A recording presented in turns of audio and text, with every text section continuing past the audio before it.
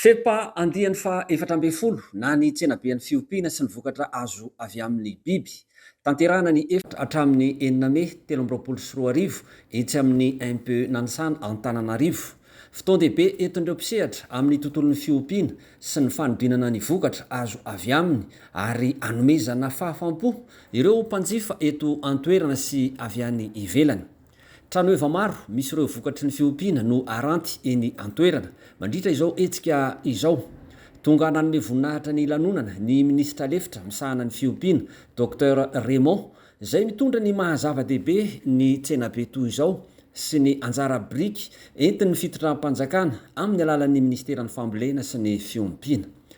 Fampafantarana ny vokatra misy ny eto amintsika niezaka ny ataon'ireo tatsara eo ary hitatsika fa efa tsy mena mitany, efa avo kalitao ny vokatra malagasy. Ny any ivelany no mankafy ny hatsarany vokatra malagasy. Any zany ny tsiny ho atsika mpanjifa malagasy, itsika zany mitady marika tsy haitsika mamaky azy fa rehefa atao hoe vita malagasy ohatra ny ilavirantsika. Ny any ivelany amin'izao dia mankafy tokoa zay vokatra vita eto Madagasikara. Efa maro zany amin'izao fotoan'izao ny vokatra malagasy ahondrany any ivelany.